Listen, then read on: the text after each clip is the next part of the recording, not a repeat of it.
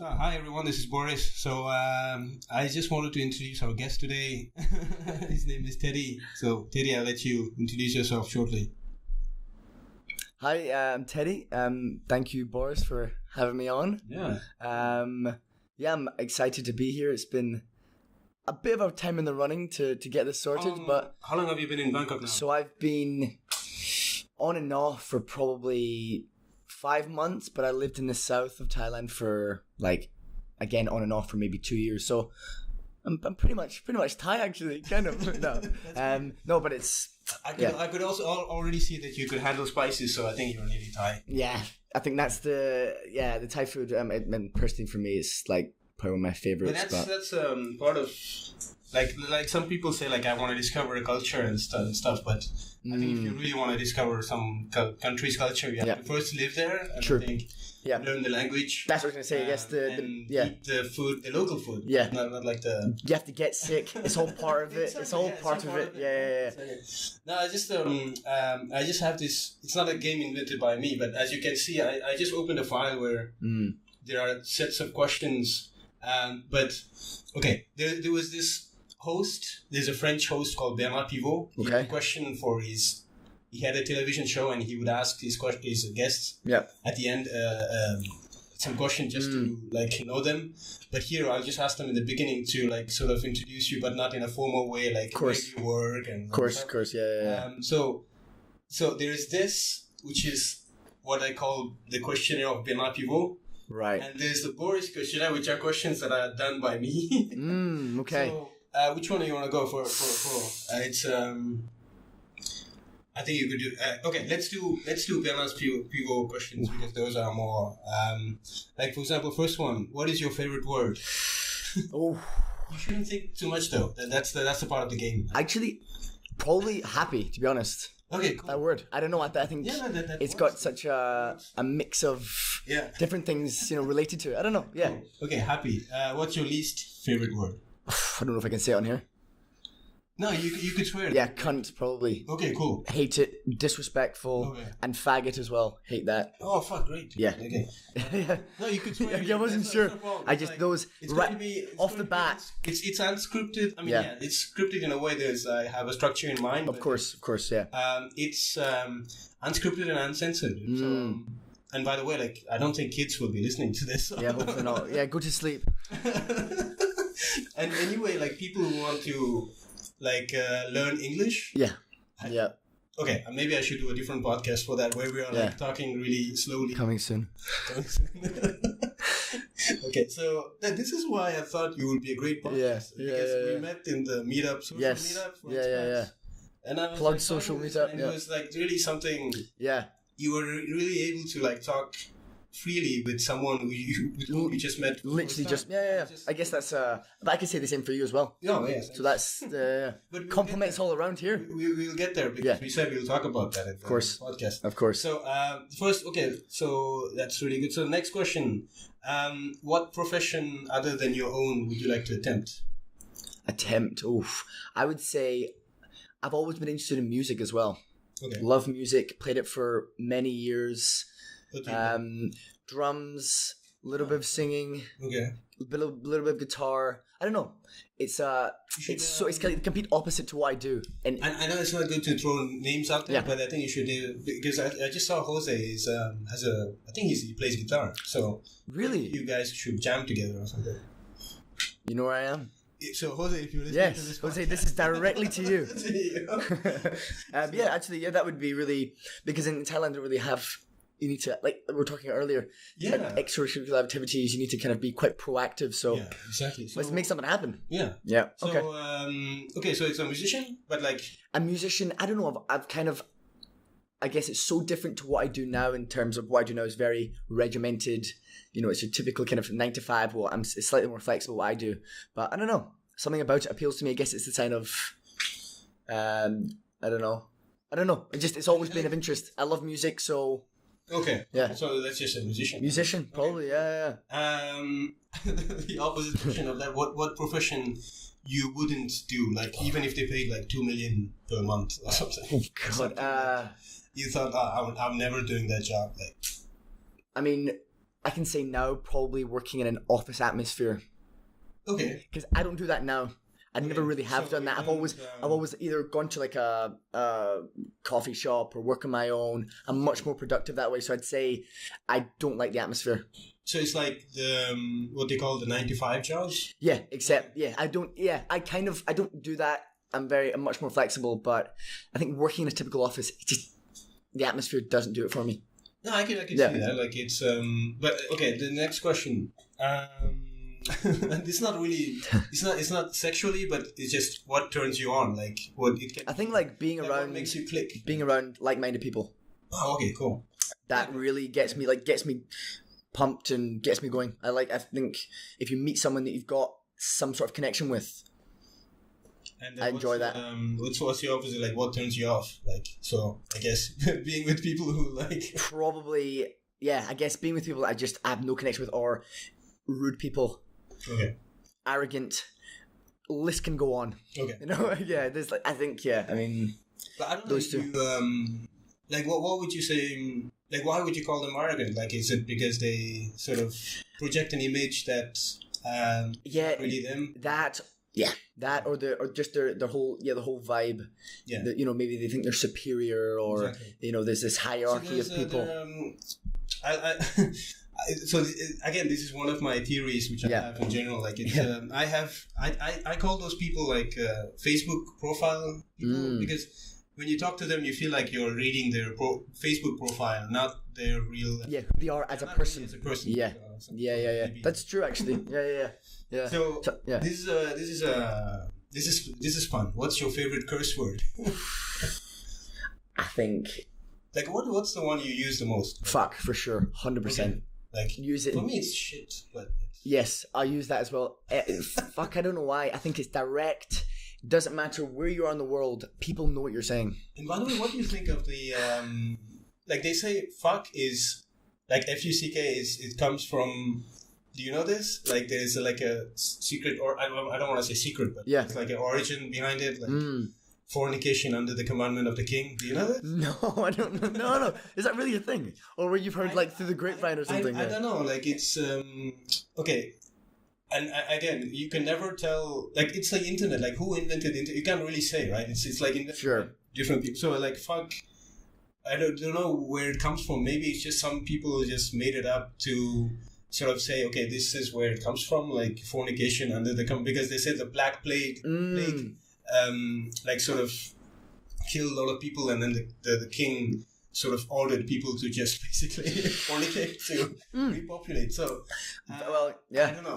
That could be that's interesting. That we should look into that. We should definitely look into that. Yeah. Okay. So, what noise do you love? Like, what kind of sound or noise do you love? I think noise is something negative. So. Yeah, that's what I was gonna say, and I'm trying to think. Bangkok what traffic. Sound, no, I'm joking. What sound? I like birds singing. Okay. Chirping. I like that. I don't know if I can listen to it all day, but like if I wake up, back like in the UK, where I live where I have a house in Scotland, it's amazing to wake up and hearing that. And also, I don't think they do that all day. I think even the birds know that. They're just like, we should. If you do this, the humans will. Yeah, maybe I'm thinking of the crows. Crows. Okay. Yeah. Probably really enjoy that. Yeah. Something and like what noise or sound do you hate? Oh, my dad has a parrot at home, and at first I was like, amazing, this is great. A parrot is speaking. How old is he? I think probably 2. We've had it 2-3 years now. Now his language is better than mine. His vocabulary is amazing. It drives me effing insane though. Okay. I wake up. It's just so probably. I guess the other end of that I was talking about birds, but my dad's parrot is just really it's so annoying. It just drives me crazy. So I'd probably say that. Yeah. Okay. I bet you weren't expecting that one. And in this series of questions, the last one, if heaven exists, I mean, it doesn't matter if you believe in God or if you're religious at all. Yeah. If heaven exists, what would you like hear God say when you arrive at the pearly gates? Welcome in. Grab a Chang. Grab a chunk. Okay, cool. I don't know. I didn't think about it too much, so it's kind of like something. It's just like if you had time to do the homework. Then you can. Yeah, exactly. That was right off the bat. Then that's pretty much. I have some questions too. Like, what's your poison? Like, what's your favorite drink? Like as an alcoholic, or it can be anything, just anything. I love cranberry juice. Oh, really? Don't know why. I know it's pretty random, but I kind of miss cranberry juice. Like, do you find cranberry juice here? You can. Expensive. It's from they'll get it from the States. Yeah, and I don't want to pay. When I was in UK, I used to drink a lot of cranberry juice. I don't know what it is about it. It really with some ice. It just does it for me. Yeah. Especially if I'm a bit hungover. And do you have a favorite dish? Like I was saying earlier, I think Thai food, my favorite for sure. If you have to say like a dish, anything. Oh, goof. If you have to like have only one dish in an island, and then like it can be a dish from back home though, right? It can be anything. Anything. I would say shepherd's pie. Don't know if you've had that before. Mince with potatoes. It's very hearty, very quite heavy, but it's very traditionally like British. I would say that's one of my favorites. Yeah, look at it after. It's very good. But then, by the way, like your accent is not.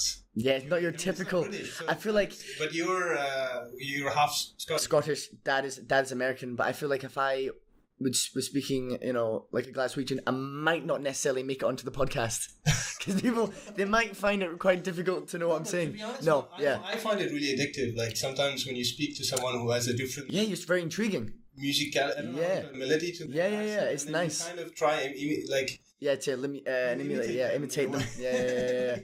So. And now even when maybe if I listen again to the podcast, maybe I'll be imitating you. I don't know. Sure. I'll come back. I'll meet you again, and you'll be like, "What? You got the same accent as me? What the hell? I've got your accent." Yeah. So, what? Okay. Now it's just a movie question.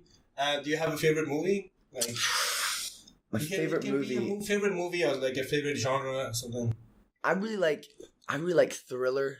Probably right off the bat, one of my favorites. I can't say my favorite. One of my favorites is American Psycho. Okay, have you seen it? Yeah, I love that movie. It for me, I made a video about it on my YouTube channel. Really? No, I love that movie. It's great. Yeah. I don't know what it is. I think I think it's becoming so iconic. Yeah, it's for those who don't know, it's based on a novel actually. Yes. Yep. I forgot the name of the author, but the main character is played by Christian Bale, the guy who played Batman. And what but great for me, role! I sort of, it's not a spoiler, but like I sort of resume it as like the appearance doesn't matter. Like because this guy is like he's really disturbed, but since he's like in this Wall Street. He's like a broker, right? Lawyer, broker, something like that. Yeah. And then he just does anything he wants because he has the money and the power. Yeah. So, yeah. Very. If you haven't seen it, it's a classic, I think, in a way. But you also have to be really, I think, if you're someone who grew up watching just like soft comedy and stuff, don't watch it. It's because even the comedy is dark comedy. Like it's. You're right. It is. It's very dark. It's a very dark film. Yeah. It's very. I don't know how to play. It's very cathartic too. Like, when you watch it. Yeah. Like there are some scenes where it's stupid, but you still think like this might happen. Like for example, there's a scene where they compare business cards. Have you seen this? Like it's very the texture and the kind of weight. Yeah. In the movie, that's why I love movies because they're like case studies. So sure, even if that's like because it's a movie, like it's sort of told in a how do you say like it's expressed in a direct way. Sure. Yeah. I'm sure you were thinking that like that in your mind, even if you're not comparing. You're always comparing something. Yeah, like either if it's not. Why does that guy has a beautiful girlfriend and I don't know? Like you always compare stuff. You do. So that's I know. But the movie is like it looks really violent and stupid, but it has a lot of like social philosophical undertones. Yeah. I think it's off the bat. That's got to be up there with one of my favorites. Yeah. Whenever you talk about movies, I could go on. Yeah. No. I gotta share. No, it's an interesting topic for sure. Yeah. So, okay. Next, what is your dream job? Don't know if there's. I feel like my dream job. Okay, let me like. Did you have a job in mind when you were a kid? Like when you were a kid, you were like, I want to do this. You know what? It's funny. Loads of people have asked that too. I don't have. There's nothing stands out, which is funny. I know some people are like, oh, they want to be. When you're a kid, maybe you're thinking about a lot of things at the same time. Yeah, maybe it was. I think, I don't know. I'd quite like, if I got a drink, it'd be cool to own a collective of different sort of some restaurants or some trendy restaurants or some bar or like something like that, quite really down to earth, very I don't know, something like that would be kind of, I don't know if that's a dream job, but it'd be something maybe I could aspire to do in my life. I always dreamed of managing a restaurant. I don't know. There's something about it, right? Yeah, managing, owning a small having that one. I don't know, something I think would be pretty fun, a fun thing. Okay. Meeting loads of people, and I like doing that. And to finish this question, so like interrogation's over. This is I'm joking. There's a light on top of the table, like just to No, I was going to say, like, what do you think you want to be remembered for? Like when you leave, when you come, not when you die. Yeah. When you come to a meetup or in a meeting or to like a party, like when you leave, like what do you want people to honestly say? He seems like a decent guy. Okay, cool. Just a nice guy, and I'm absolutely. That's all I want to portray. Not portray. That's who I am. Yeah. I just if someone says I'm a nice person, then that's all I can ask for, and I appreciate that. Describe you in one word. What will it be?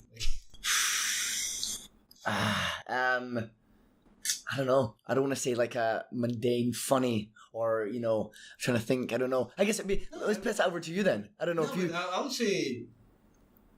say honest, like right, transparent. Like I mean, okay, yeah. You're not telling everything, but it's like you are. I think you're open for discussion. Like absolutely, that's really, I guess open could be a good one. Yeah, I appreciate that. No, because this. So we put a pin on a topic which was because when we were at the meetup, yes, I had another friend. He's from India. And he was like, he was sort of, I don't know why he was thinking about that, but he was sort of asking in a low voice, saying like, how do you talk to people? Like, how do you sort of... Was that specifically generally people or just... It was just to keep... I think from his point of view, because I think it's, especially for someone from another country, it's really difficult to go, like, you don't know at which point you will offend them or like... Of course. At which point it's... Because we were talking about Thai people. It's not a criticism, but no, of course not. There's like you feel like it's really difficult to sort of have deep conversations with them. I guess it's not that they're not thinking deeply. Not at all. No. It's just that they're really scared what will offend us or if they will seem rude or something. Yes. Yes. But at the same time, it's funny. Sometimes they ask you directly what's your age and what's your religion, which these questions will be really considered as rude in Europe. Yeah, that's like funny. In Europe, you will never have someone come to you and say, what's your religion? What's your age? And it's like, but okay, like age, I can understand because they kind of want to place you in a spectrum of like how much respect. I mean, they're not, like, where should I put him in my mind? Like, is he more like my manager or more like my big brother? I think like that's sort of that. I mean, in my opinion, maybe like especially if Thai people are listening to this, they should respond like. For sure. Yeah, so. Should be. I guess it should be. So, be a discussion. So for you, I ask you the question like, how do you talk to people? Like, what's your art of conversation? See, I can be very introverted. I was speaking to another guy about this the other day, but I feel like I have this mix of I can do my own thing, but also be around loads of people. I don't find it too difficult to speak to people not in an arrogant way whatsoever. But like to conversate. Were you a shy kid? Like no, I wasn't. Like no. Class clown? Or yes. Really? Class clown mixed with like I would say I was a bit of the class clown. Yeah. I don't know. Like for example, I was always the calm kid and like I was really reserved. But then I also thought. I mean, a lot of people said that. Yeah, Boris. When I told you like I was born in India and grew up in India, but of course I went when I was 19 abroad. I left for Europe, but. I just landed in Paris on Sunday and then I started class on Monday. And it was a really big shock for me. Of course, But then people would say when I was in France, especially in the beginning, afterwards I started talking. But they would say like Boris is very shy, but I don't think I was really shy. It's just that I didn't have the tools to sort of communicate my ideas yet. Yeah, exactly. And then the other thing is when you're thinking, you're not talking. Like you don't. I don't know if that happens to you. Like when somebody's calm, usually they're thinking about something. Like it's So I don't know, what's your... I don't know, I think, I guess for me, like personally for me, I've not had it. I know there's people that have, I guess, trouble speaking to communicate, and it can be a super daunting thing. Yeah. Especially, what does make it good though are these meetups, because everybody's there for the same reason, to do the same thing, to meet new people. But still, it takes a big step for people to really, go up to. Loads of people are quite proactive in doing it. They'll come to introduce you direct. You could be in a group of people and someone just comes for people that are, I guess, on the shy side, it's I don't know. The way I look at it sometimes is life's too short. Yeah. Just take it's not even a risk. I guess in their eyes it might be, I don't want to get shut down, or I don't want to get this rejection, but I don't know. Yeah. The thing is, for me, the point is being curious. And not assume things. No, that's true, yeah. And people do this to me all the time, and I don't mind. Like, for example, when I tell them I'm from India, and then I say, what do you do? And I say, I work for the automotive industry. And before I say what I was doing, because I was in purchasing, I was a buyer, yes, they would immediately ask me, are you engineer? Like, because, like, so in their mind, like, sort of, if you're Indian, we've got that kind of stereotype. That's kind of stereotype, which I mean, it's not offending to me, but that's what I want to say is that just wait for the answer, like, because that makes like, you want to show people that you're really interested, and not, there's no point in showing that you are smart, like, because we always like to do that, like, we like to make general statements about big stuff like culture and stuff, but like, if you talk about Thai culture, like, you don't possess the time, or like, you have not been long enough here. Even if even Thai people cannot make statements about Thai culture, because they don't have the grasp of all that, because it's so complicated. And the other day I was like thinking about this, and maybe you can like, what do you think is the definition of culture? Like, you don't have to Google, or if you don't have to think about any. But if you think for you, what is the definition of culture? Like, definition of culture, I would say it's more like time periods. How long something's been established, or I feel like that would be, like, for example, in the UK, it's got a very rich culture. You've got the Asian cultures, if you think about historically, they're even older than. Oh, they date back well beyond, of course, yeah. And in different parts, China's got a completely different culture to Thailand, and I don't know. It's. But in a way, I think what you were saying is, for me, okay. If you want to make it really simple, like, culture is like a sort of a collection of habits, sort of. Yeah. And sort of habits became traditions, became rules, and sometimes law, actually, because some laws have their source in culture, which is why culture is very difficult to define, because. And I read a book where it says culture is sort of the consciousness of people, like, it's. Yeah, I like that, actually. It's so complex that you cannot really separate the both, because some people will say, Thai culture is very, I don't know, feminine. Yeah. Very, because there is a guy called Hofstede is a German guy. Sort of he defined different dimensions to define culture. He said, you can define culture by different dimensions, which meaning, it's a community-based or individual-based? Right. Is it masculine or feminine? Is it, I don't know. Is it? I don't remember the other dimensions, but like, for example, the way they represent time. In Europe, time will be like a line from. I don't know why I'm trying to imitate your accent. Yeah. No, like, isn't it like Scottish? Yeah, kind of. It's like a line. No, but here in Asia, it's more like a circle. So it's like the time sort of is infinite. Like, it's like, but for Western, I feel like it's a line. Therefore, you don't see the end. Like, it can be. It's very limiting. Actually. Like, so. And I don't know, maybe it's just me, but it's just I feel like, again, to come back to the conversations, like, you cannot talk about culture to their people. And that would be awesome, basically, if you could talk about Thai culture with Thai people, Chinese culture with Chinese people, of course. Indian culture with Indian people.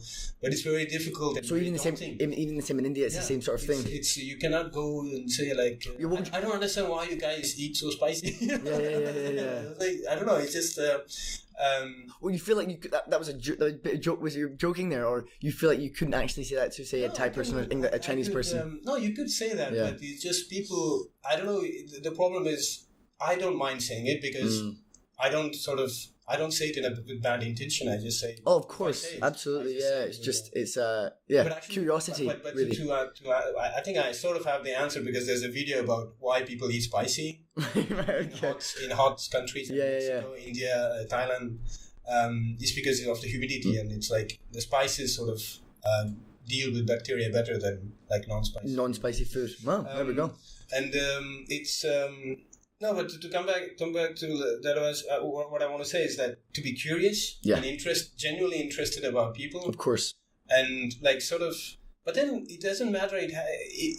Just don't stay with the usual. Where are you from? What's the weather like? What like? Yeah, what are you doing at the weekend? As you said, because that's the way you connect with people and like sort of. But I guess a lot of discover things that you have in common too. But then if people are just at work.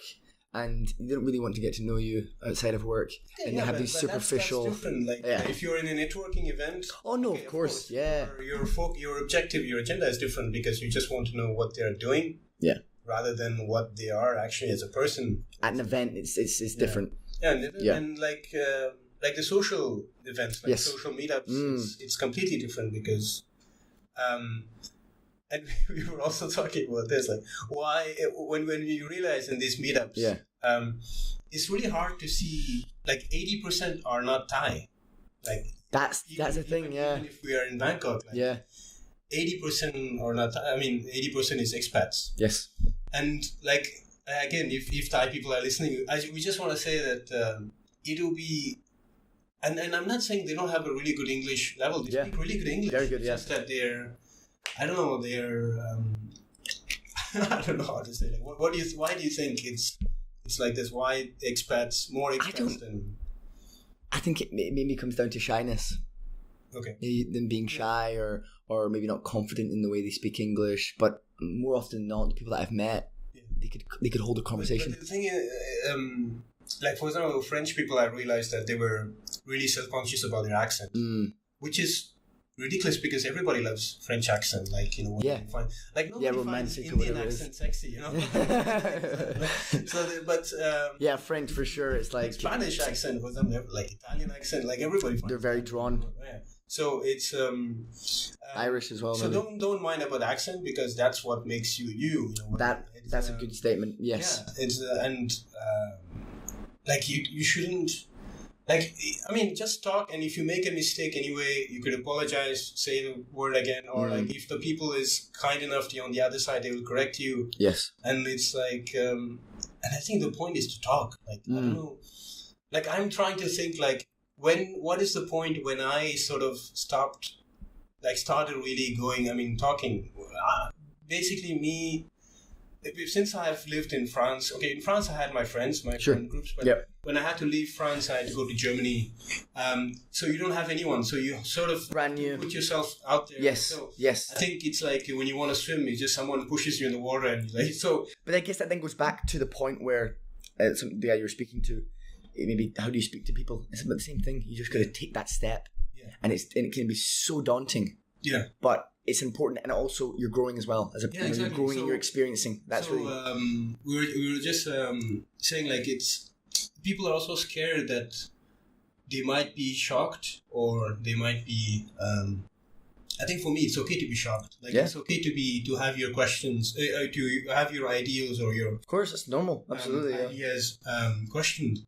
And that because if you believe the same things that you believe when you were a kid, that means that you're not grown as a person. Yes. The point is to meet new people, like whether it's even in relationships, there's like to fall in love, like gets your heart broken, and then get up again, and then just. The thing is, I think it's important. You almost need to feel. You need to feel what that feels like. What when someone dies, that feeling of death. The thing is, meeting new people gives you new ideas, new experiences, sparks new things. That's true. And sort of makes you like more stronger than you prepares you for like the personal, like for example, I think my job helped me tremendously because obviously I moved because of my job because they moved me from according to the projects to different towns or different countries. Yeah, and that sort of told me like, okay, now I have to leave for Thailand. I don't know anything about Thailand except for the ones that usually when you ask someone who has never been to Thailand, they always talk about, of course, of course, it's the most. It's like this. In my opinion, it's quite a big part, but it's in my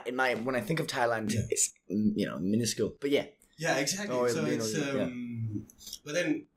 That didn't bother me. I just came here, and then I discovered these wonderful people. Really friendly. I know. Amazing. I remember. Okay, this is not a criticism against Germans, but Germans tend to have a separation between work and personal. Like they will not. And this is like completely different in Thailand. Yeah, in terms of socializing. Socializing. Like for example, when I came to the first day, like people came to me and they said, Boris, you want to go for lunch? That's great. Yeah, that's really good. But then in Germany, you will not really have that, like unless you go ask someone. I know. Okay, again, I'm generalizing. Yes. No, that's true. But that's the feeling I got. Especially coming from Germany and going here. And each of them have their reason, because here people feel that in order to work well with someone, you need to be their friend. And in Germany, maybe they think that in order to have effective results, I shouldn't let my emotions in the way, so I should not be close to that person. Strictly business. So it's like, I'm not saying one is wrong, but it's like, it works for them. It all depends on the individual. I do like that system where you can, it's an office environment, it's friendly, and you've got friendships, you're making friendships within the office. It's important, I think. You get on better. But I understand the flip side as well. So, like in Germany, I do get that.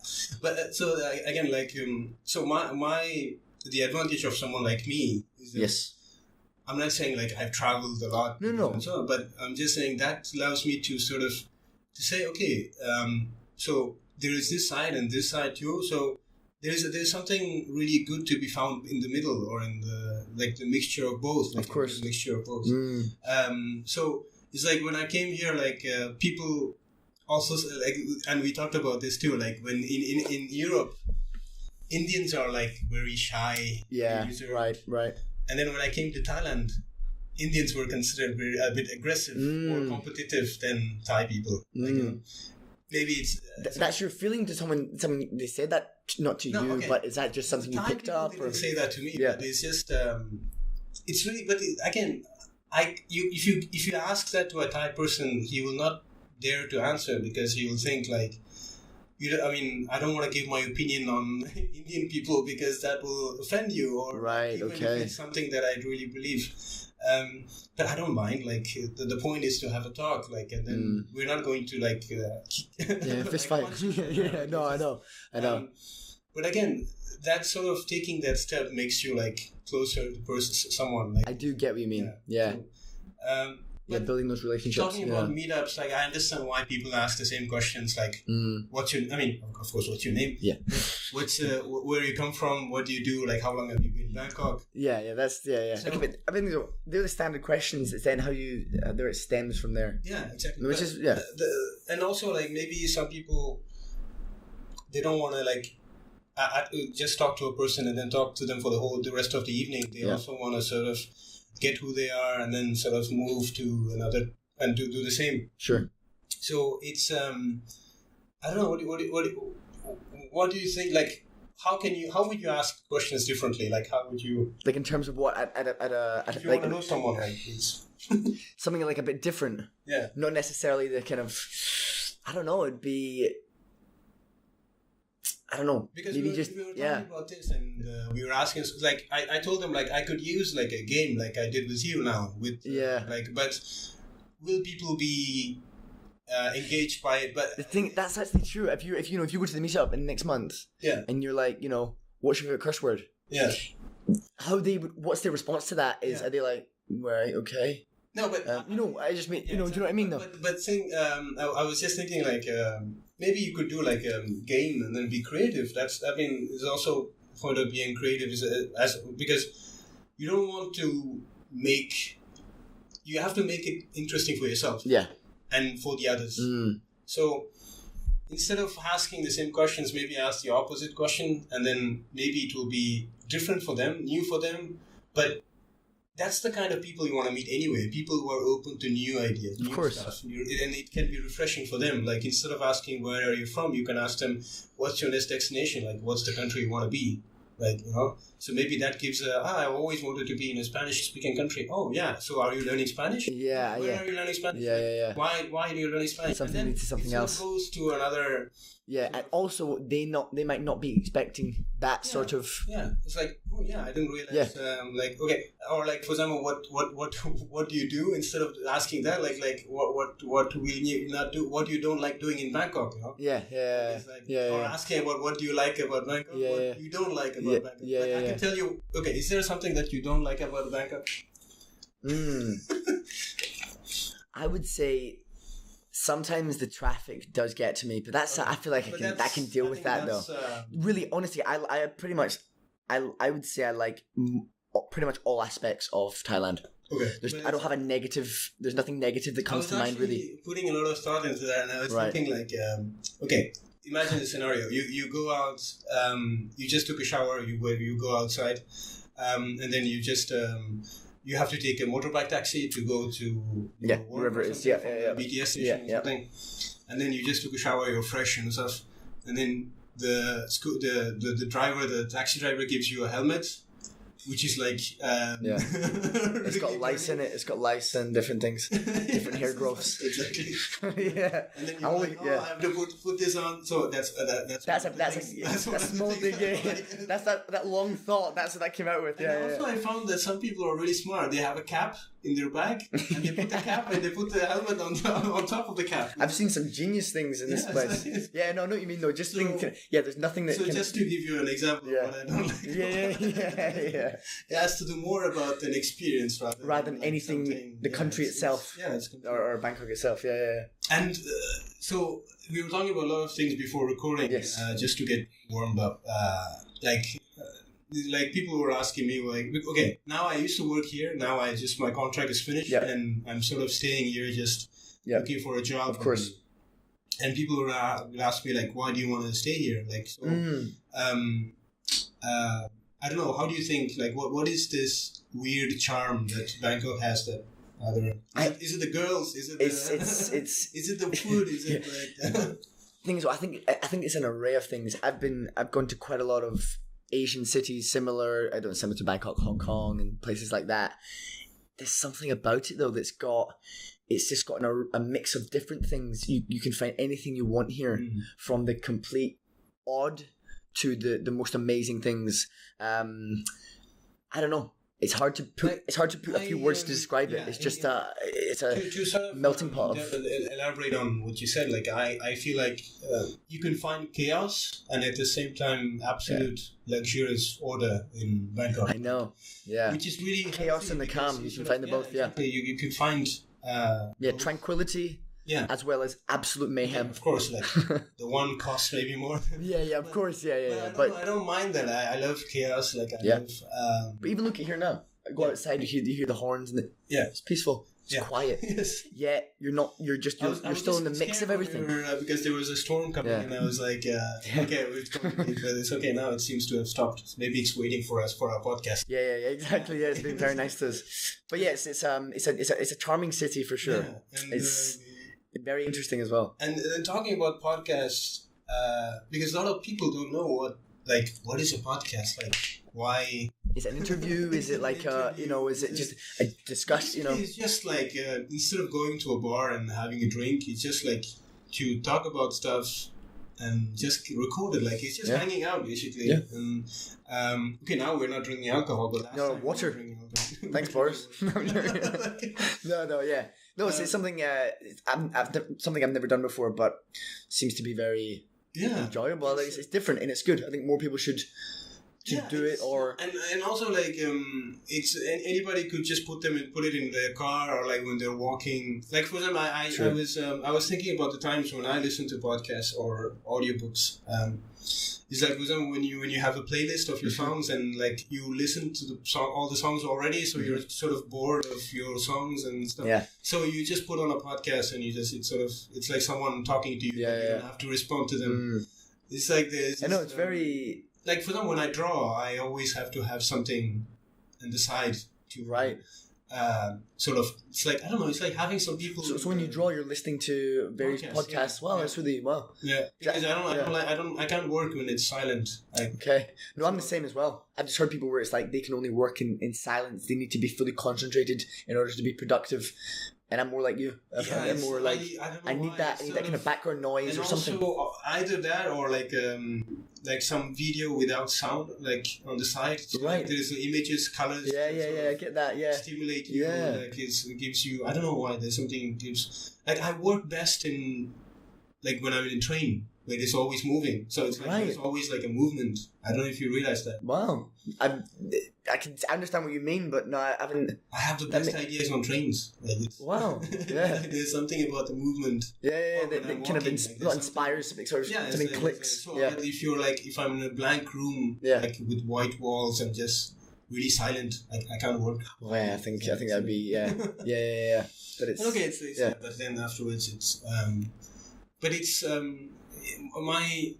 And I think, I don't know if you realize that, it's like my mind sort of works best if it's like bounces off on something. That's a normal thing. I think that's well, some people, they can do kind of themselves, but I think it's definitely we were talking about this, like why I could do a podcast alone. Like I could record myself. I'm pretty sure if you go on YouTube, there's probably quite a lot of that, and absolutely, and they've got ideas they want to talk about, they get it out. Exactly. So, but it's not fun. Okay, so no, so we sort of covered like, again about the conversation. He says, don't be shy, like just talk to people, and then it's making that initial first step, which is daunting. Even if it's like there's this awkward silence, that's what people are scared of. Like this awkward silence when you're with your drinks and just looking around, but you have another person with whom you talk to in front of you. But the guy that asked you, he asked you, what did you say to him? What did you give advice? I said the same thing. Just be genuinely interested and just sort of listen to them. That's the really point. That's the point, is to listen. Yeah, that's right. You are smart enough for your brain actually will come up with an answer and just develop after that.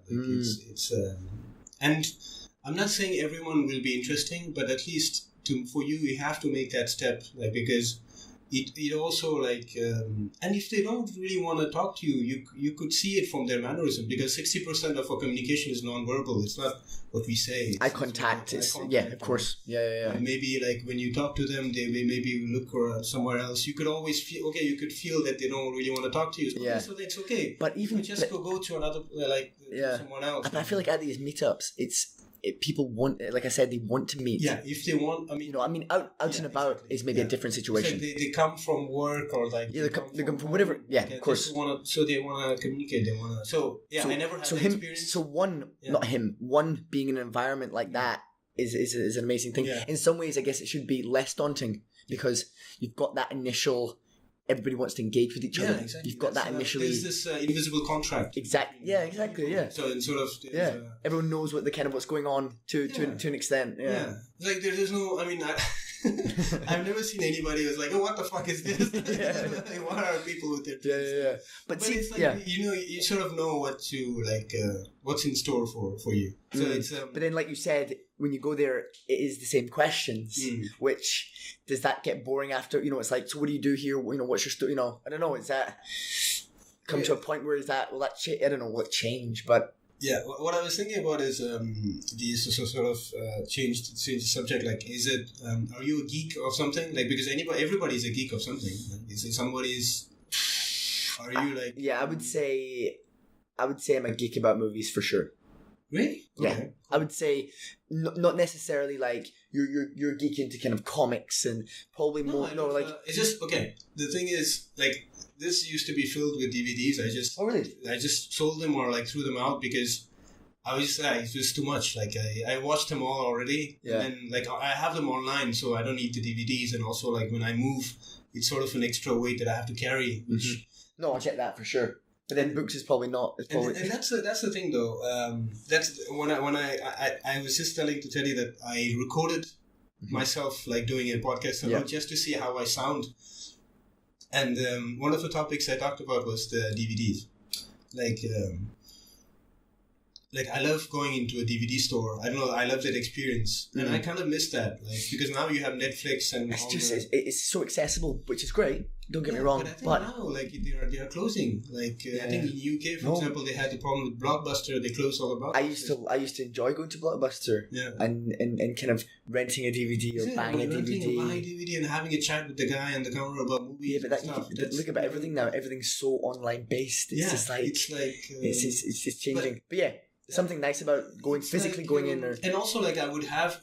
There's something about having a DVD at home just to show you like that you love movies and then people come and then it's like a book. Like you also have Kindle like ebooks. But it's all, I always love the romantic side of having the smell of the book, the touch of the book. Of course, like, yeah. In a story, physical copy, you've got that. It's like when you're in the story, you could see at which point you are when you're in. You put the bookmarker. Or even in 5 years, you look back. Oh, there's that book.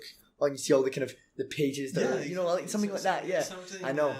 There's something. I don't know, human. That's it is a human. Yeah, that's true. We were talking about there's a movie. You should see it. I think it's a movie from 1960, if I'm not mistaken. That's a classic. It's called The Time Machine. Yeah, it's based on the H.G. Wells book. And when you were talking about the podcast, this used to be. I mean, now it's recorded as podcast, but like usually people will have friends over just to talk about different stuff like social issues, philosophical issues. Yeah. If they're math teachers or scientists, they will talk about science. Sure, whatever it is, And in this movie, Time Machine, the movie begins with from friends waiting for a guy who just invited them, but he's not showing up. Yeah. They're like, where is he? Yeah. And then he just comes out of the room with like clothes torn off and stuff, and then he says, guys, you won't believe what happened to me. And then he tells the story of how he invented the time machine and where he traveled.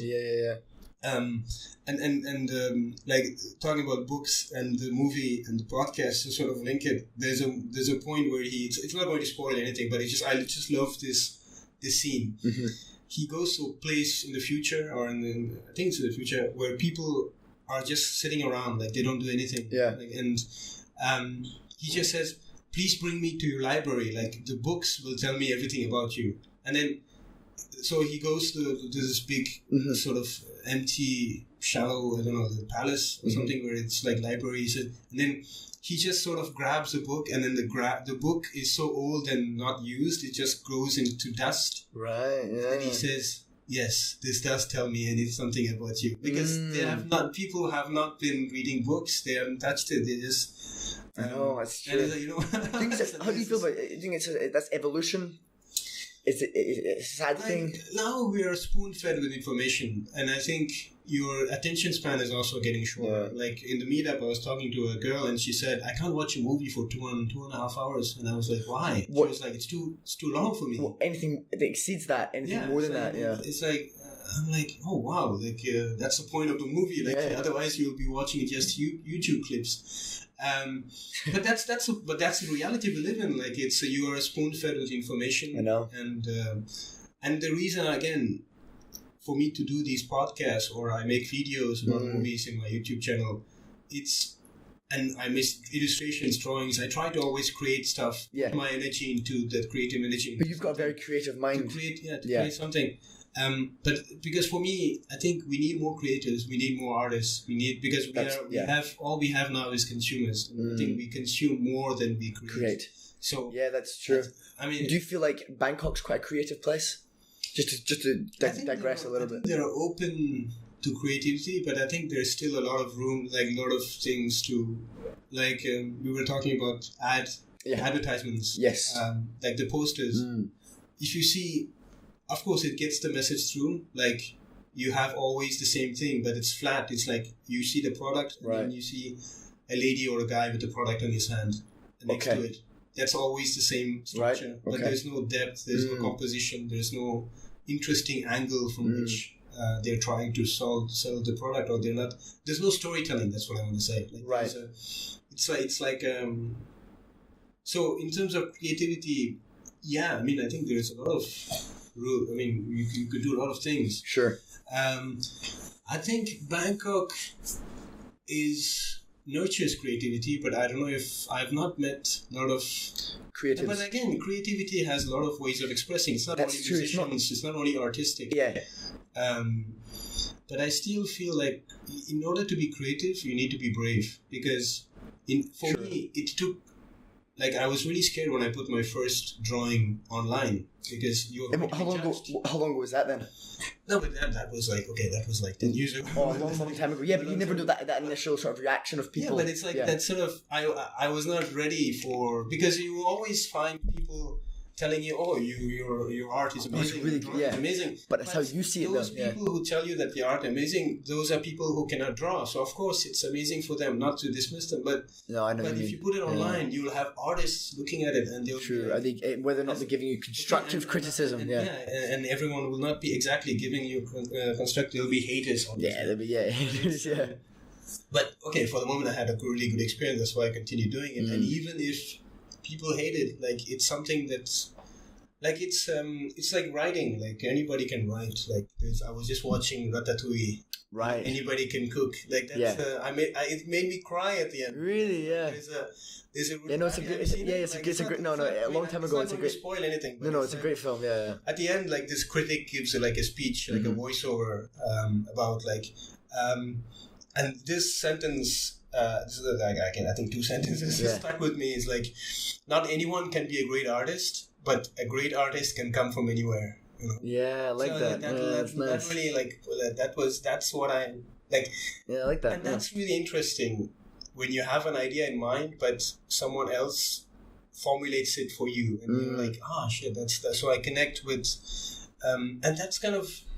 Those are the discussions that you want to have with people, but with some depth to it.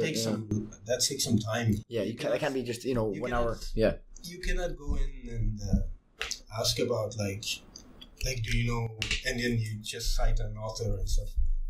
Like, one of the questions you can ask is, are you reading something at the moment? You know, like that sort of gives you a glimpse of what you're interested. True. Or they're saying, or they can say, oh, I'm reading this science fiction novel. I don't like it. That's right.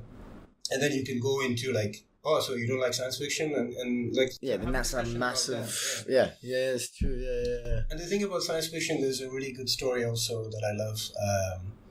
There's an author called Neil Gaiman. Okay. And I think it's in... I don't know which date it was, but he was invited for like a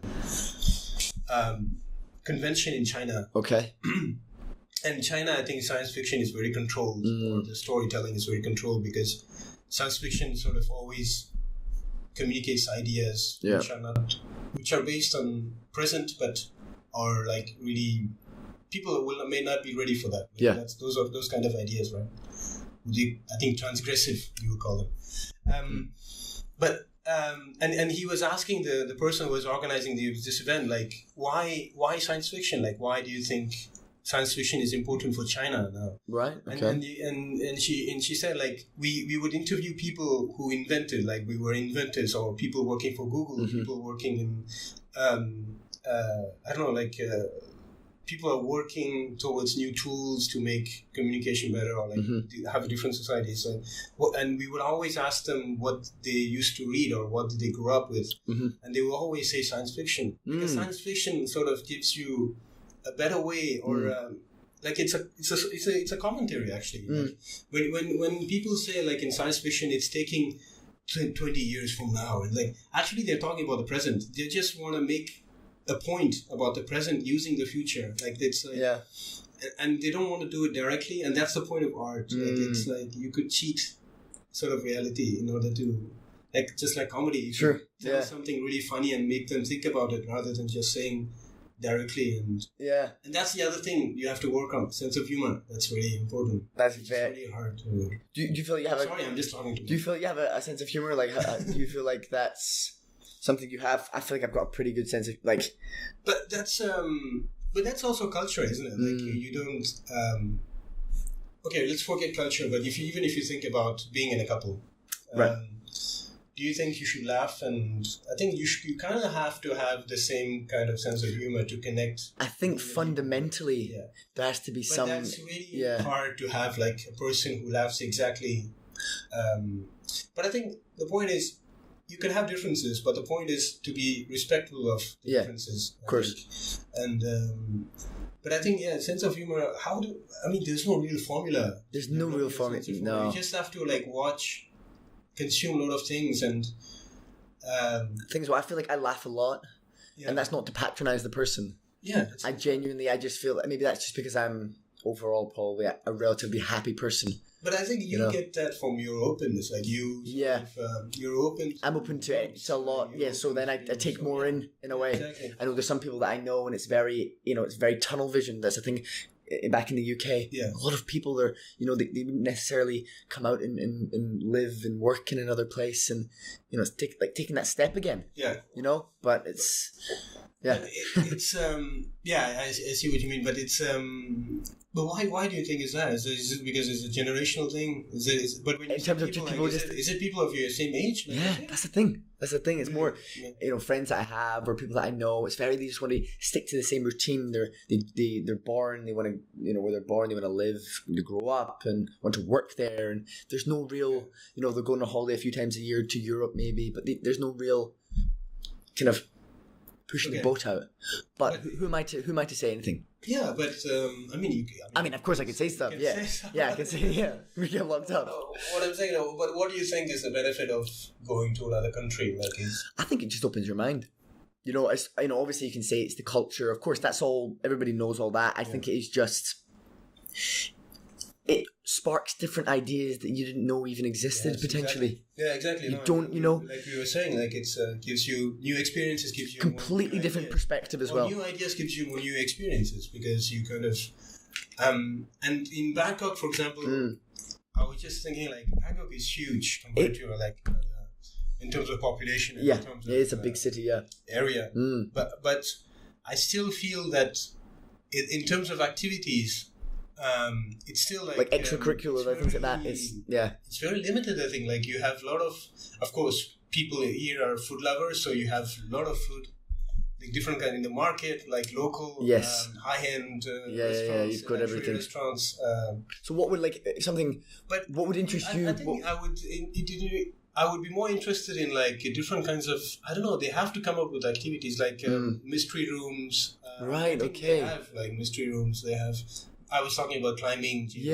Things like that. Yeah, I'm sure that exists for sure, though. Also, if you want to play basketball, I think every area should have a basketball court. Of course, basketball is maybe even a football court because football is very popular. Very popular, yeah. And I think if they just instead of building another mall, because they have too many malls here. Yeah. I know they're making money, a lot of money, but. Instead of building a mall, or in a mall, you just build you just take some space and you build a small indoor football. That could be pretty good. It could be amazing. Yeah, it could be amazing, right? You just go for I don't know, you go for a match with your friends and then you go eat at the mall. It's true. And because they have activities like this, but I think you have to go outside of Bangkok.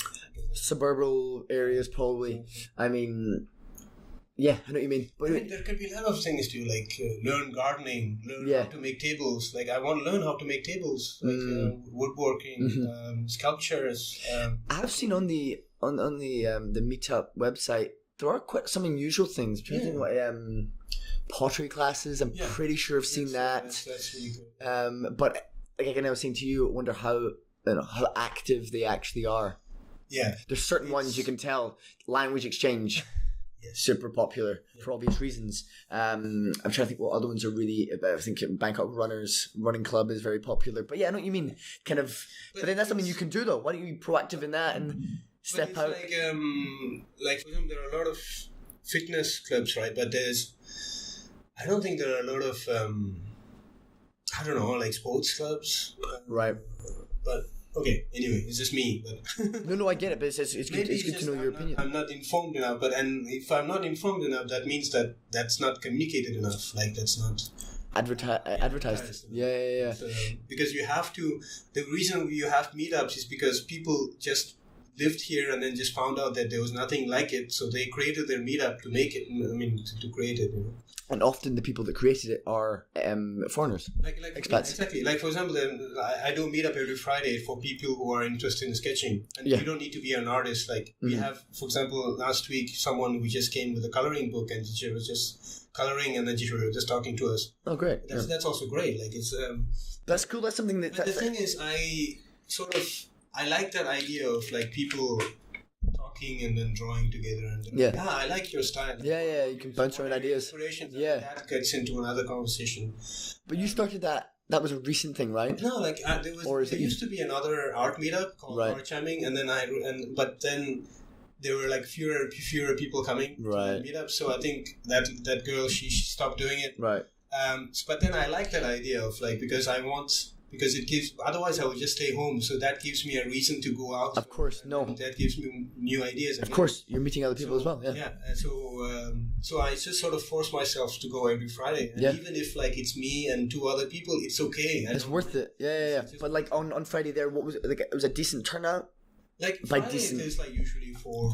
That's good though. That's good. I think that's good. It's intimate. You can actually get to know them rather than we're just around the table and we just talk. Like rather than the meetups that we go to, sometimes it's 60 people and it's kind of 90% is just more superficial. Yeah. Which again, there's nothing wrong with that. But again, if I mean, I'm not going to meet half of them more than half ever again. I think we were talking also about this. Like at a certain point in Bangkok, if you go out enough, you just realize that you always meet the same people because that's true as well. I know. Yeah, it's such a big city. Yeah, but I think the expat community is quite small. It's quite small. No, especially the expats who go out, on a regular basis. Yeah. Small. I mean, of course, there's some that they probably they don't do the meetup thing. They've built their life here separately, exactly. But it's like maybe I don't know. Like that's what I'm saying. Like I think. I mean, this sound is maybe going to be we are calling out all the Thai, but no. It's true. Like we want, like it would be really nice to see more Thai people. Like it's and I mean, I'm sorry to say, like a lot of Thai people who come there, usually they come with another expat friend because they are friends with the expats. Like it is really hard for like some, but I think it has to do. I don't know what it is. Like it's okay. I understand there are some people who are really like scared because they're saying like if I go there they will not speak Thai, so like for me it would be really awkward. Like for example, last week, like in the Saks, there was a Thai girl. She said like, I want to practice English, and it was so sweet to hear. It was so great, so great. And she was, and I was just talking to her like slowly, and I was saying, okay, you speak really good English. Just continue and encouraging her, like exactly. Like, even I think I met a guy. He was Thai. He came on his own. He wanted to practice English. Yeah, and that's amazing. That's really great. I guess it's just like getting more people to do that, more people feeling comfortable to do that. Again, I think that's also another thing. Like, I don't know to which extent Thai people need English because I know. I mean, unless they're traveling, they have a safe, beautiful country amazing, which provides them with great food. Exactly. I don't know if.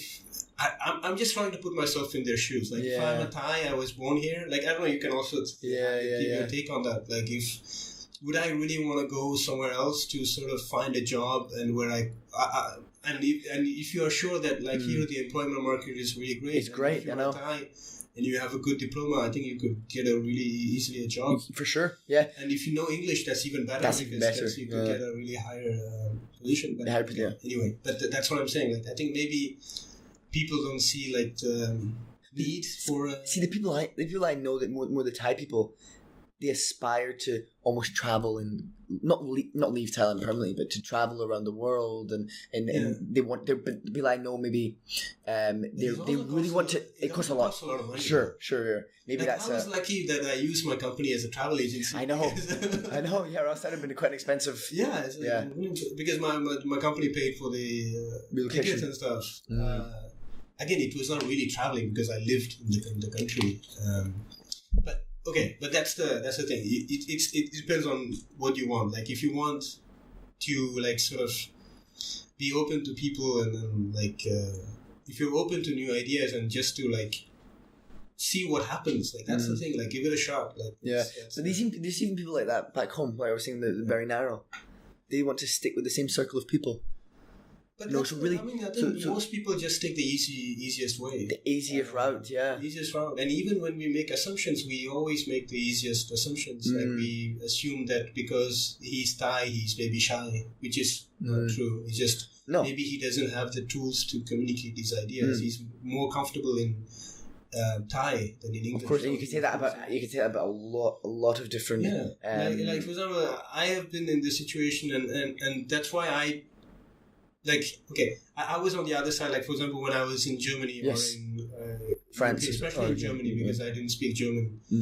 When you are with 4 Germans and 1 guy from Czech Republic and 1 Indian guy, the conversation is going to be German because it's naturally sort of converts to German. Yeah, the ratio. Comfortable in that doesn't mean they don't care about it. No. I've been there as well. Yeah, so it's the same here when I was in Thailand. Like, some people just talk in Thai, and I don't mind it, but it's just, since I've been on that guy who sort of was clueless of what they are talking about, even if it doesn't concern you, there's just this frustration of you want to know what people are talking around you. It's just, I think it's human. It's just human. It's a human instinct. What they are talking about, even if they're not talking about you, your country, or your culture. Yeah. You just want to know. But, so... Whenever I'm in a group and then I see that, like for example, I speak fluently French. So when I'm with French people, they tend to speak French. But when there is a Thai person there, I try to speak in English so that to show them, guys, like there's a Thai person, you shouldn't speak in French. You should speak in English. And then so that's. I mean, I make that effort because I know that You've been in that position. I get that. And some people, maybe the people that don't do that. Yeah. They haven't experienced it. So which is not. So again, talking to Thai people, I think we also have to address the message to expats to sort of to kind of be open, like be open to that. And I know it's your mother tongue, so it's really hard to like speak slowly. But I think you have to do it. You have to speak. Put it this way, guys: if a Scottish person can do it, anybody in the world can do it. The amount when I lived in China for a few months. Give us a taste of Glaswegian. Oh, it's all right, mates. It's really. I mean, I'm not going to criticize, but it's not my cup of tea. I remember the first conversation we were having. I was asking and if it was someone else, they could think maybe he will be offended. But just like, do you write in your emails, I? Yeah. It's funny you did say that. Yeah. Because and you were truly cool. No, I'm just like, no. And I know some people they'd probably be offended by that. I mean, I don't know. But the thing is, I don't use that. That's kind of the vocabulary I don't really use. I don't use it. That's just not how. It's quite slang, Scottish. But it's I don't know what I was gonna say. So if I can slow down and communicate with Thai people slowly, then anybody can do it. Because when I was in China, I had to learn that I speak quite fast. Now I'm kind of more slower paced, but they couldn't understand a word I was saying. I think you sort of you base on your rhythm on the person who's in front of you. Of course, but I had to learn that when I lived in China, and now it's different. If I'm meeting new people, I'm more articulate in the way I'm speaking. So again, like that's interesting. So which countries have you been to? Or not as a travel, but where have you lived before? So when I was 18, I did like a gap 6 months kind of. Okay. I went to when I was more about 8 months. I went to Shanghai. Don't know why I'm putting that way, but I'm going to do it anyway. Shanghai, and then I went to Thailand. Okay. To do both volunteering projects. Okay. Cool. So in China, I did teaching, and in Thailand, I did a bit of teaching and a conservation project. So we did like sort of beach cleanups. We did marine conservation, scuba diving. Pretty good. So I guess I've lived technically, I kind of lived a short period of time in those sort of places. So you were born in Glasgow in Scotland. Scotland, okay. And then you grew up in the US? Nope, grew up in Scotland, but I spent most of my holidays 3 or 4 times a year up until I was about 13, 14 in the States. Okay. And then spent a lot of time in France as well. Not lived, but again, vacation, holiday. So I've not lived in that many places, but I'm lucky enough to be able to travel to quite a lot of places. What about you? Well, I guess you obviously you Yeah, I've time in UK and Europe. I've not traveled that much, but it's like But where you've gone, you've lived. South of India. Right. I left to France because I was in a French school, so there's no French university in France. So I had to, if I want to continue, we have to go to France. So all of my friends who were studying in high school, we went to France. So they're also Indian, or they're French? My big group of friends are in France now. So they're Indian or they're French? They're Indian. Okay, right. I mean, Indian with French nationality, like me. Like I have a French passport, like of course. So it's and then from France. After I finished. So no, okay. France, and then I did 1 year in Cambridge with an exchange program, and then I just did the bachelor, and I came back to France. I finished a master's. And then I couldn't find a job in France because I think the market was really difficult. So I used this program called VIE, which is a program which allows European nationals to work in other countries. Okay. And I had like the option to work in Germany. So I went in Germany and... Great, yeah. In Germany, again, they moved me twice from Karlsruhe, which is a town near the French border, to Hanover, which is near Hamburg. I think so. Yeah. There's a train to Hamburg. Yeah. And then there and my old boss who became a manager here in Thailand said, do you want to join my team in Thailand? And I was like, anyway, the automotive is saturated in Europe, so why not? It will be so fresh. In Germany, how long did you live in Germany for? Like 3 years. God, it was quite decent amount of time then. Yeah, and then I tried to learn German. Yeah, I was gonna say, really, it's a pretty strong. It's I don't know, and also like it's if you don't stay there and practice, you lose it. It's right. But see, on a day-to-day basis, are you speaking French often?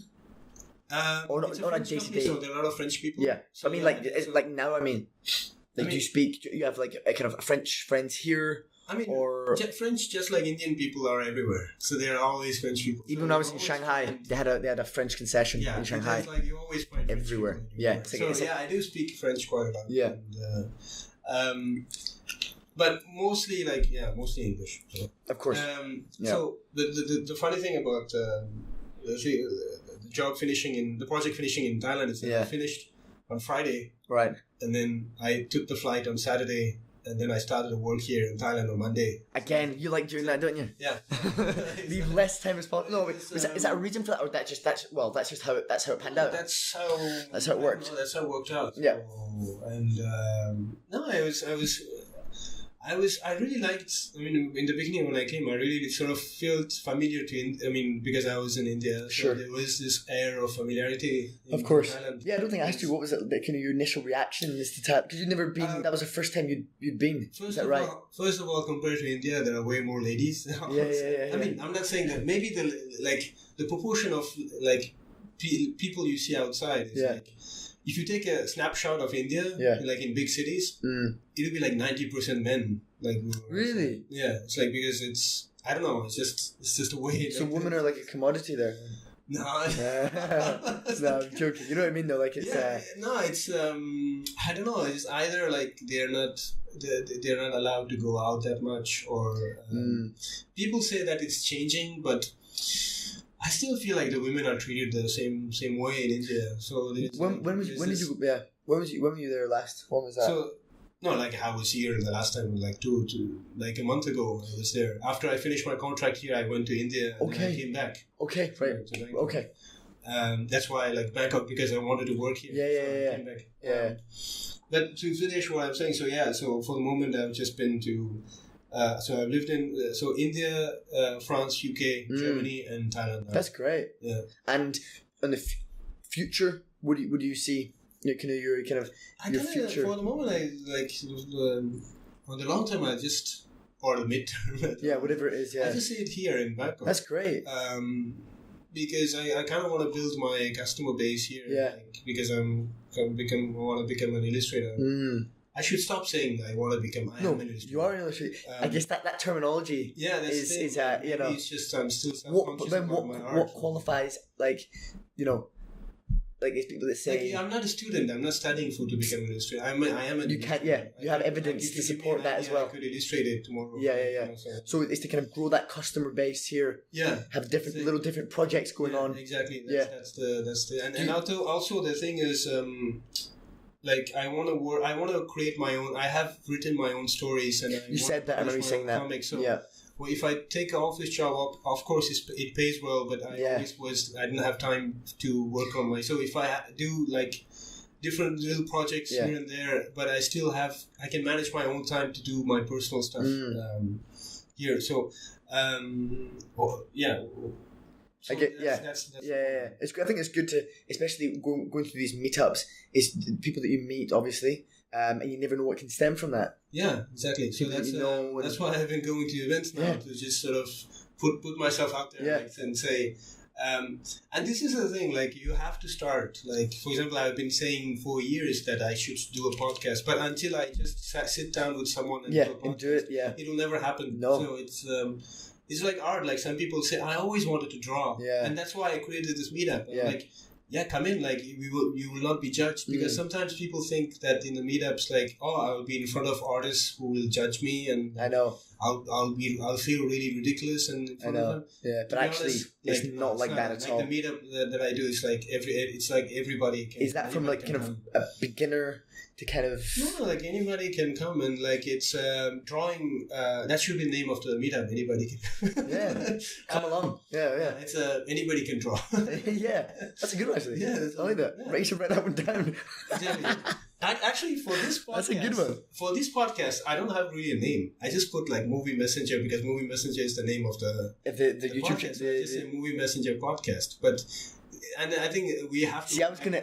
With each guest, I will brainstorm some name ideas for titles. Yeah, see, there's one that I said like going deep, but but that's actually the name of deep. That's actually that's actually the name of a podcast. I'm pretty sure. It's a guy he interviews. I think he interviews porn stars or something. It's called Going Deep. But anyway, yeah. I even saw a guy doing a podcast about male rights. Really? Yeah, male activist. I'm like, what are you talking about? Like, we don't need activists. Okay. Okay. Let's talk a little bit about movies, dude. Like, it's so. What's Are you? Have you seen? What's the most recent movie you've seen in cinema? I'm saying in cinema because that takes more commitment rather than just. The last one I saw probably 2 weeks ago, Annabelle. Oh, okay. So, not a huge fan, to be honest. We touched on it. Yeah. To be honest, I think it's. Have you seen the first one? Because this is the second part. Yeah, I think it's a sequel. I haven't seen the Menable franchise. You're not missing out too much. No, it's. I mean, there must be a reason why they made a second one, because I think the first one was good. Yes, I see. I don't know if I'm trying to think if some of them just blend together. That's the thing I was going to touch on. A lot of these are very. You know what's going to happen. Okay. It's kind of, it's the same sort of storyline. Isn't that like a really hard thing now? That because people... But to be so original. Like, people are really clever now. Like they sort of see always already the structure of where the movie is going to take. So it's sort of... and I think it's... but is there a movie which you watched? Like, it can be a fucked up movie, but... Like, is there a movie that sort of... like, shocked you, or like you were like... I mean, it doesn't have to be a horror movie, but it's just... like any something that really like not disturbing, or like something that you still think about sometimes, like, oh shit, I remember that scene from that movie. Like some people talk about like Seven. You remember Seven? Seven with what's his name? Oh, the Brad Pitt and like a lot of people refer to that. Like there's a movie, but I can't remember the name of it. Okay, so just describe it to me. I can tell you.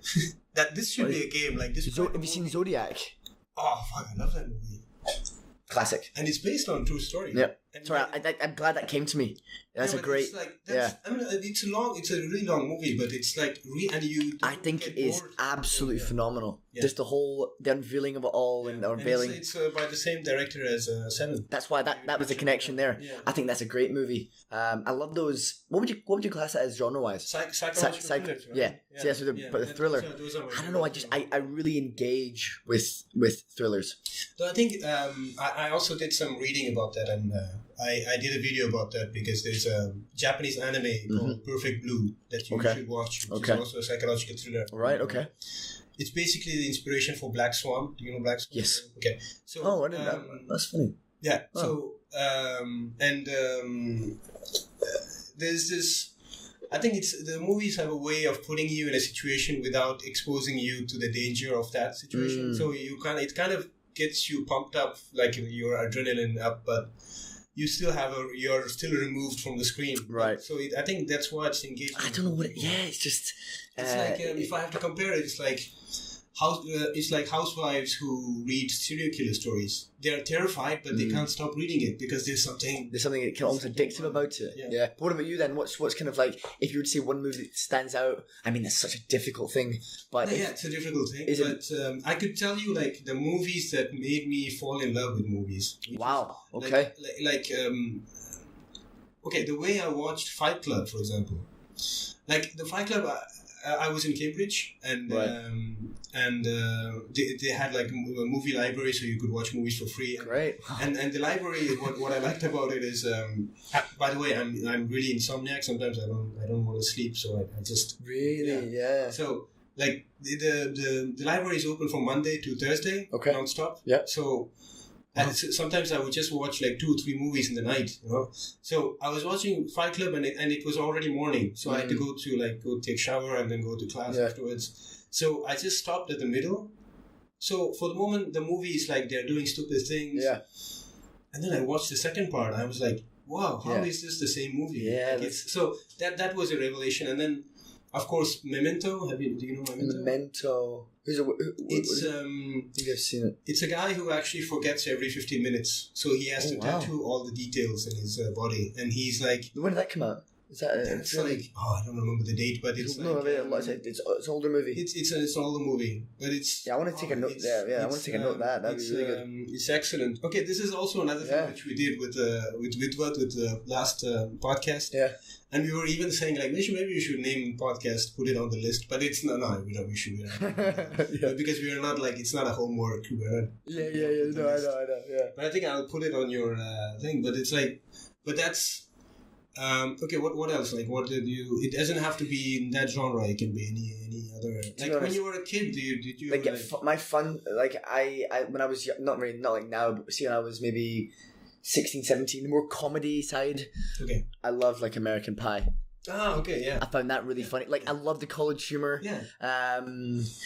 It's hard off the top of my head, but there's actually a YouTube channel called College Humor. Oh, really? You know this? Don't. What, just like picking up girls or something? Or what is it like? They do different scenarios. Okay. In POV, like, which means in point of view, the person that the camera is. Right. And then, so like, for example, one situation is when the guy has to buy condoms for his girlfriend. So he goes to the grocery shop, but if you buy just a condom, you'll be like, like pervert and stuff. So he buys a lot of stuff that he will not, like cat food. I don't have a cat. Yeah. Just to hide. You have to hide the 6-pack. Yeah. I don't know. I like that humor. I mean, it's still from time to time now. I guess it's still fun. But I love like Shawshank is one of my favorite films. Shawshank Redemption. It's not a comedy though. No. Sorry, moving on. Yeah. I'm just like naming movies now. Shawshank. That's like I don't know. I'm sure like if there is like your best movies of all time, that movie is. Do you reckon that even Woman for You? No. Yeah, it's even up there for you. Yeah. Even like a more recent Tom Hanks film, Captain Phillips. Don't know if you saw that. I haven't seen that. Very good. He's on a. I don't. You can watch it later. You know the story of it. Very good. I mean, he's a great actor. Castaway. Yes, exactly. I don't know if you've seen Terminal. Yeah. One of my favorites. Terminal also is based on a true story. Yeah. It's he's from Krakow. Based on a guy who was in Charles de Gaulle Airport in Paris, right? Yeah, except this one he's in JFK. He's in New York. No, Terminal. but this. The original story. Sorry. Yeah. But that's honestly a very simple film. Yeah. He's in the airport. Yeah. But it's like he just is to me one of my favorite actors. Yeah. He's like the American sweetheart. He is. Yeah. But I don't think like he. He's always consistent with his films. Yeah. Like, you can trust if Tom Hanks in there is like, I don't know about Cloud Atlas because a lot of people criticize Cloud Atlas. Yeah, that was a kind of, yeah. But anyway, most of his work is phenomenal, really. Have you when you were a kid, or like even a student, have you made some movies or something that with your friends and stuff? I wouldn't call them. There weren't any feature films. But you've made some videos. Yeah, I made like probably like stupid things. Jackass videos. I think everybody's had a phase of that. I definitely definitely had that for sure. More like doing stupid stuff. Can you give an example of we lived when I was younger. We lived on a kind of farm. It's on the countryside in Scotland, and we'd go out sometimes and have like BB guns, the little guns fights. We'd get people to record it, So I don't know. That was pretty fun. What about you? Did you have like that from you were younger? That kind of No, we didn't. I mean, I remember it's my friend had a video camera, right. And he was really. And now I think I really regret it because he doesn't do it anymore, or maybe he does it in personal life. But now he's married, so he doesn't have time. But he was like really into video editing and stuff. So he made a video of us like when we were playing basketball, and then he just put it like edited it together with music and stuff. And then he made a DVD for each one of us and gave it to us. Oh, that's great. I think that DVD should be at home, like in India somewhere. But it's like, that was... Now when I think about it, like, that guy was like really... by the way, shout out to Joseph. Joseph. Actually, to have that mind of doing that at quite a young age is pretty good. That's what you hear about a lot of actors now or producers when they look back at when they were children. They had that kind of. They already had that. Taking silly. Even me, I'm thinking like it took me really like now I'm 31, so it took me 30 years to sort of figure out what I really want to do because some people are really clever, and I think this generation. I mean, I think speaking like I'm old, but like the generation coming that are after me, like they figure it out really quickly as they. Because I think for example, I remember I love video games. I wanted to be involved in video games somehow. Right. Be a game tester or something like that. Just to get my step in the industry. Yeah. But then you had the internet, but like information was not organized as it is now. No. Like it's so efficient now. YouTube videos, you don't like if you wanna like assemble a table, like there's a YouTube video about it. Like like what I'm saying. Like it's information. Sometimes it can be so overwhelming. You have so much like. No, but at the same, like for example, like the software that I learned that I use for video editing. Yep. I learned them through just watching YouTube videos. Yeah. I didn't like go to any training. So yes, it's so to come back to movies. No, I did. Yeah, so we had that us playing basketball, and there was in high school they gave like some awards for people. So there was like someone announcing on the stage so that each one can come and receive. Okay. So that guy just took video of that, right. And for each person he put a different song. That's good, yeah. So it's like an introduction song. Like, are you a fan of WWE? Like when I was younger, for sure, yeah. So do you remember like the introduction song to each show? Yeah. So something similar to that. I was just watching because I was a really fan of WWE wrestling. Yeah. And I mean, you always think that your time was the best. Of course, like the music that was in your time was the best. It was the best music. Yeah. So there's a line where Chris Rock in a comedy show, he says like... So good, Chris Rock, yeah. He says the music that you listen to when you're getting laid will be the best music for the rest of your life because it's like that's when you get laid. Yeah. All right, I like that. I think that's true. So it's... That's nice though, you had that idea of videoing and then creating a sort of soundtrack almost. Yeah. That's nice. But what age were you guys then? Is that young? We were 18. 18, yeah. So, it's funny. Maybe 17, 18. But because it was like when we were about to leave high school. Okay, so about that age, yeah. And yeah, that's great. But even now, like I have some ideas. I've made some storyboards too. Like I was just talking to another friend who he's a shooter. He likes to shoot stuff and edit videos. Too. He also has a small YouTube channel. Okay. And I was thinking, like, dude, we have some ideas. We should put together some actors and just do some short films. Thing is, you could probably put advertisements out and you could find people. Yeah, so you could. And I was just like trying grabbing people I know from meetups. Yeah, it's true. And but that's the point though. Like it's like for example, us doing this podcast is it's just an idea from me, and then it's really kind of like you or Yeah. like, what to just to be on this journey. Like, of course. That's really amazing. And you don't know where it's going to end up. And I as don't well. think you could find that kind of people anywhere. Like you don't- have to be in a town like Bangkok to Yeah. sort of find that. Like if you go, See, I don't know if you can find that. Speaking more in the UK, yeah. London. Yeah, they would be like, why do I have to? Am I getting paid or? Like, Yeah, you know what I'm saying? By the way, I don't pay the. I mean, like Teddy is not. It's just He just comes here for like for the fun. Free time. Yeah, of course. But yeah, I think if I went up to people in London and said, "Do you want to be in a like how you didn't come right up to me and say, well, I guess it kind of was. No, you didn't come up to me and say that, but short into the conversation, it was like I was like, yeah, dude, I'm doing this, and like, are you interested? And I was like, yeah, of course. Yeah. Just make it happen. But in the UK, I feel like it would be, right. So what am I getting back for it? What am I? You know what I mean?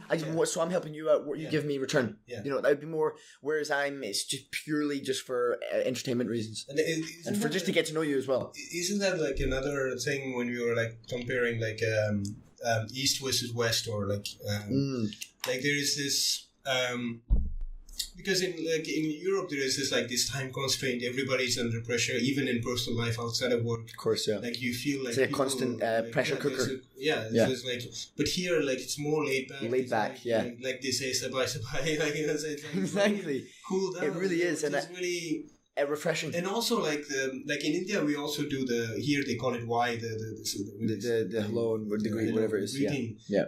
In India also we have the same. Yeah. But in India they don't do it anymore. Like in shops you will never like I miss that. And here, it's like and it's like great. It's really I really like it. And they said like apparently it's I don't know, I have to look up the article again. I think because I was watching I was reading about the scientific reasons behind Asian cultures, like the traditions. Traditions. Yeah. Like there is apparently like if the points of sensor on the tip of your fingers, like if you put them together, apparently you will remember better the face of the person. Wow. You're greeting. So that's interesting. I like that. They even small things like that, I appreciate. Yeah, there's that gesture. Like it's and I think like in India I miss that. Yeah. Like people don't. And maybe they do it in like some things, some shops, but here they do it like. But back a long time ago, it was everybody did it in India. Yeah, that was a thing. Now it's kind of as time goes on, it's sort of dropped out. I don't know why, but it's. So why do you think like? Are we getting now? This is like a big question. Like, are we getting better smarter as a human being? Do you think? What as our lives are certainly safer than it was a while ago. Long time ago, right? But do you think like people say like, the internet is saving time for me instead of going to the post office and mailing the thing. I could send the email now when I'm sitting on my bed. But are we using that time we save in a productive way? I don't know. See, because I've grown up more. I've grown up in the era of being able to do one click and send a mail. Yeah. So I've never experienced it, but for you've experienced that more than me. I've been in that transition. Yeah. See, I've not. I saw the first smartphones come out. I did. I saw that. I guess when I was really young. Yeah. But I guess that's evolution in a way, isn't it? But I don't know. But what do you think? Because again, one thing that you notice is here in Bangkok, people are obsessed by phones. I'm not saying in other countries it's different. Yeah. You just feel that more people spend more time per day on their phones here. Right. Yeah. Than, let's say, I don't know, Brazil. Yeah.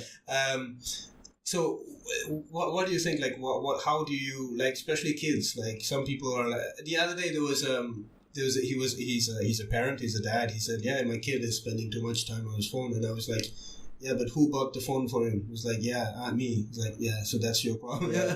That's what I feel like. That's not a solution. But that's not the answer. But what I'm saying is that I think you should be aware that what will happen if you give the phone. Even when I was younger, I was outside all the time. I was playing outside, and now not just in Thailand, back home it can be even worse.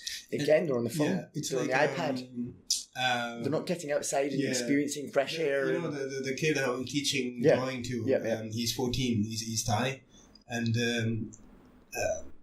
because I took a picture that he did last week, and then I put it on Facebook saying that a wonderful job by him. K. His nickname is K. And then I asked him, did you see the picture? And he said, oh, no, sorry, I didn't see Facebook. And I was really happy to hear that. Because he was like, that means that you were doing other stuff. Yeah, I know. But the thing is, I guess it can be such an addictive thing, and people, they end up, like you said. A lot of people live out of that. Like, they just take a selfie, and then you just watch how many likes they have. I know. And they just... I know. Have you seen Black Mirror? Just to transition into... It's a series on Netflix. No, haven't seen it. No, I'm working my way. I'll probably get to it soon, though. Do you have Netflix? Yeah. You should watch Black Mirror. Right. So I'll put it on the list. Yeah. Get on it. Yeah. No, because basically it's a series about... they take... It's a commentary on the actual phenomenon which are going on, like... Right. Addiction to technology. Current things. Where are we going in terms of... like for example, there's a story where the guy can store a memory in his eye of everything that goes around in his day. So sometimes he can play it back to sort of analyze what happened. Right. And which in at first sight seems really like really wonderful, because you could say, because he goes to an job interview, and then he just plays it back to see if the reactions of the interviewers, to see like if you will get a job or something. Right. Okay. But if you think about it, like if you get obsessed with what you did in the past, you cannot move forward. Sure. Like that's also okay. Yeah, that's so they deal with these kind of sort of topics for you, and each episode is its own story. You don't have to follow the whole thing. Seasons of seasons. Nice. Are you watching any series? Are you a fan of any series? Series, I'm not watching any at the moment. I think I don't watch too many series. I need to get into. I've heard so many things about Game of Thrones. I don't watch it. I just haven't. But I don't know. Now it's like you watch it. I watched. I haven't. Now they are in season 7. Yeah, they're like the last. There's another season coming. That's something I want to get. I want to get around to watching. Oh, it's yeah, you have 6 seasons to. The thing is, though, the reaction. 7 seasons to catch up. Yeah. The reaction is your reaction there is the same what other people have said. I mean, when you watch it, when you get into it, you can binge watch the whole episode. But then I hate to binge watch, though. To find the time to actually do it, it's difficult. And also, you want to watch also other stuff. You want to watch movies, stand-up comedy, because I love stand-up comedy. So so it depends. Like you. But then, see, going back, also you want to do your own stuff. You want to draw. You want to do podcasts. Of course, do your own thing. Yeah. But what was the difference between being addicted to your phone and being addicted to, like, watching movies or do you know what I mean? That's a good question. Not necessarily on likes. I just mean just generally being, whether it's Instagram, whatever it is. Yeah. Do you think? What's the difference? I think with any kind of the addiction, is just, I think it comes from isolation. I guess, like if you're doing, like if you're not here, like I would be, of course, watching a movie. Yeah. Or doing something else. Yeah. But it's like, again, like just trying to approach people to try to do stuff with them, and then in exchange maybe they'll give you another idea. They'll be like, dude, let's do this. And then I have a friend who likes to draw, or like who has a story but he needs an artist. And then you'll say, okay, I know Boris, he's like if you again, that's like, if you are just, I mean, I don't mind you being comfortable in your own, like, okay, I wake up, I take my breakfast at the same restaurant, and I don't eat other food.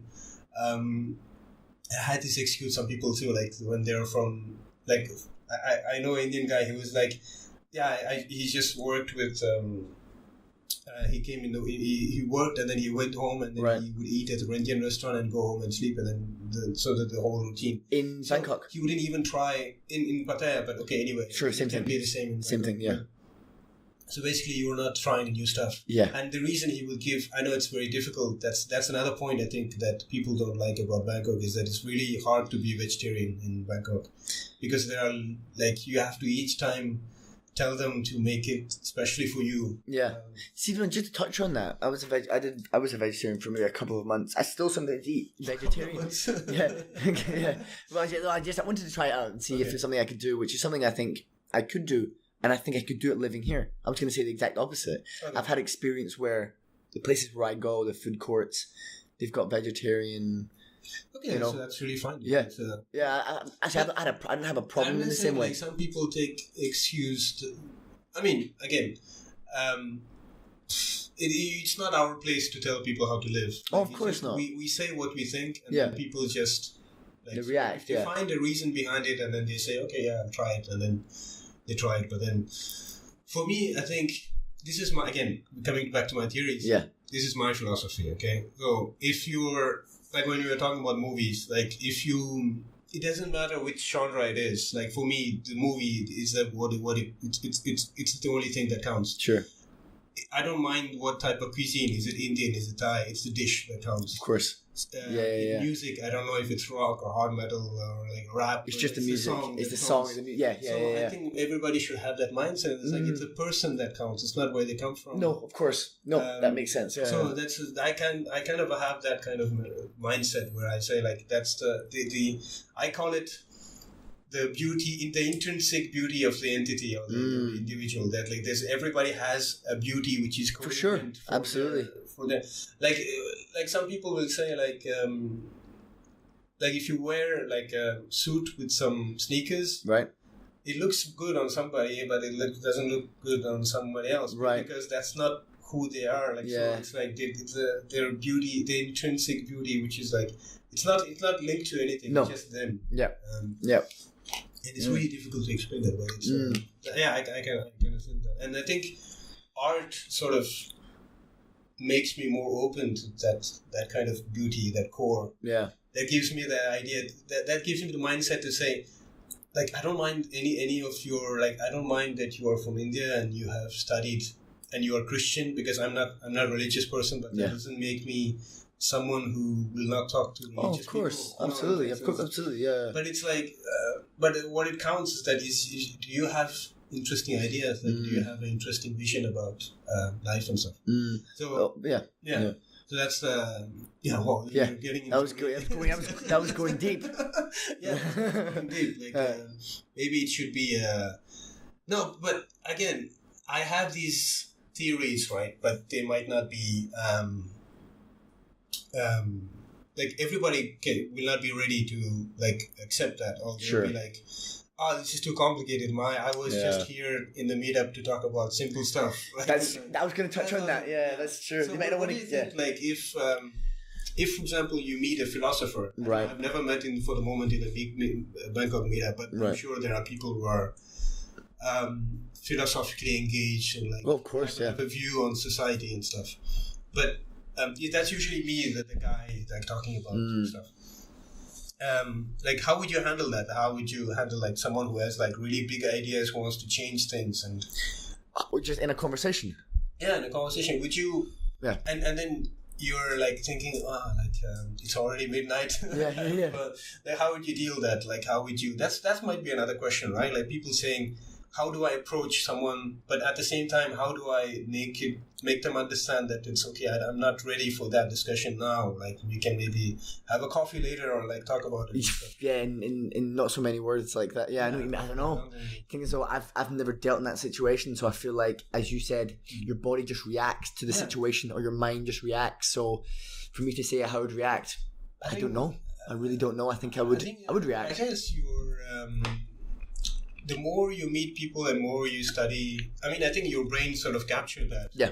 The more you do that, it's a point of experience. It's like it's like being rejected by a girl. Like some guys are like, don't bother because they have been rejected so many times that they're like really brave, but they don't give. They literally they know there's someone else out there. They don't care. Exactly. Yeah. They say, okay, others, if I don't take a shot, they take it to heart. Exactly. It's who is it? It's Wayne Gretzky. Who's like you miss 100% of the shots you don't take. Yeah, I've heard that. So, yeah. So I think that works for everything. Yeah, that's true. So not again, just like whether it's a girl you want to approach, or if it's a guy you want to know, or like a business or someone you are looking for business opportunities. I think if you don't give it a shot, you will never find out. Like so, I think that's it's better to like give it a shot and then they'll be disappointed rather than just be that constant questioning about like, is that should I have talked to that person and stuff. So I've been guilty of that for sure. Yeah, You know, before just So why do you think that? Is it because you were younger? Like I don't know. I guess I've seen someone that could be interesting to speak to, and no, I'm just watching. Like I'm really impressed too. Like because we were like, do you remember like when we said, how much time can we do? Yeah. Oh, shit, is that 143 minutes? Yeah, no, we've done 1 hour and 43 minutes. Like we've been talking before 1 hour. God, time it does fly though, doesn't it? That's the thing though. Yeah. Podcast, because if you're talking about stuff, that's intriguing. Yeah, it's intriguing.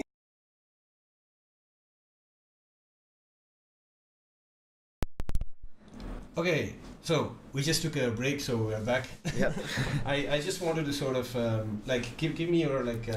Have you done a podcast before? Or? Never done it. Okay, so what is your take, or how was the experience of just? What was my expectation? Maybe Exactly. I didn't have an expectation, but never done it. Watch podcasts. Okay. From time to time, not a constant podcast watcher, but I enjoyed it. I thought it was a different experience. Yeah, exactly, and also It was a conversation we have, except we just we'd maybe have this maybe not as long. Yeah. But we touched on many of those things, just general chit chat. Yeah. But then it's putting it for other people maybe to listen if they're interested. And yeah, exactly. I think it's a great thing. It's a great way to engage people. Yeah.